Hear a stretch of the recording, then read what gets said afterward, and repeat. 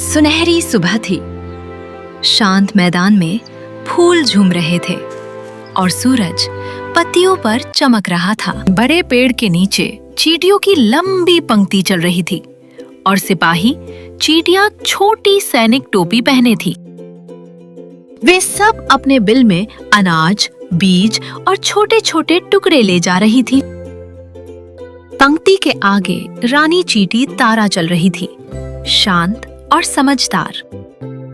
तभी रानी चींटी बोली, सावधान रहो सिपाहियों, आज जो बीज हम ला रहे हैं वही सर्दियों में हमारा भोजन होगा। सिपाही चींटियां गर्व से सिर हिलाते काम करती रहीं। लेकिन उसी पेड़ के नीचे एक टिड्डा चमकदार वायलिन बजा रहा था। उसने मजेदार बड़े बड़े चश्मे पहन रखे थे। तभी टिड्डा चींटियों से बोला, वाह, कितना सुहाना दिन है, काम क्यों कर रहे हो? आओ मेरे दोस्तों, नाचते हैं। उसकी धुन पूरे मैदान में फैल गई। छोटी चींटियां रुककर उसे देखने लगी।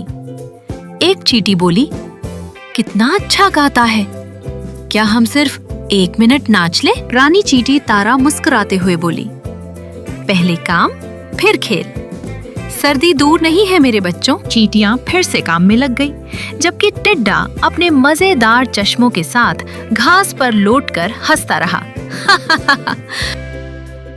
टिड्डा मजाक उड़ाते हुए फिर से बोला, मूर्ख चींटियां, मैं तो मजे कर रहा हूँ, सर्दी अभी बहुत दूर है।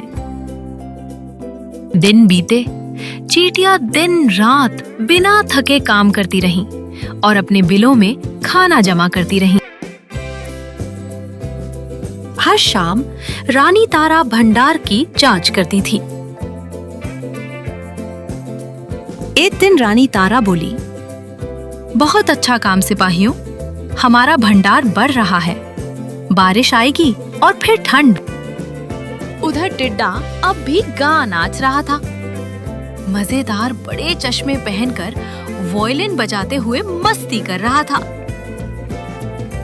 वो पेड़ की छाया में लेटकर जो मिलता खा लेता और कहता, कल की फिक्र क्यों करूं, आज का दिन ही सुंदर है।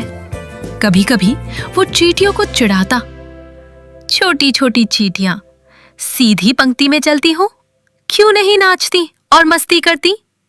लेकिन चींटियां बिना कुछ बोले अपना काम करती रहीं। एक चींटी बोली, वो अपनी गलती खुद सीखेगा। तब रानी चींटी ने छोटी चींटी से कहा, हम दूसरों को सिर्फ समझा सकते हैं, लेकिन जीवन के सबक हर किसी को खुद सीखने होते हैं। एक सुबह आसमान में काले बादल छा गए। धीरे धीरे बारिश की बूंदें गिरने लगी, पहले हल्की फिर तेज। चींटियां जल्दी जल्दी आखिरी दाने अपने बिल में ले जा रही थी। रानी ने सभी चींटियों से कहा, सभी सिपाही अंदर आओ, बाढ़ से पहले रास्ता बंद कर दो। उधर टिड्डा अब भी अपने पत्ते के नीचे बैठा हंस रहा था।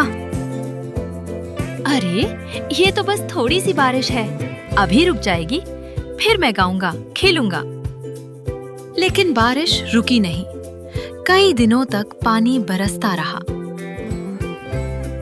टिड्डे का पत्तों वाला छत टूट गया था और उसका सारा खाना पानी के साथ बह रहा था। दुखी होकर वो गाने की कोशिश करता, पर ठंडी हवा से कांपने लगा। शायद कल कुछ खाना मिल जाए, उसने कांपते हुए कहा।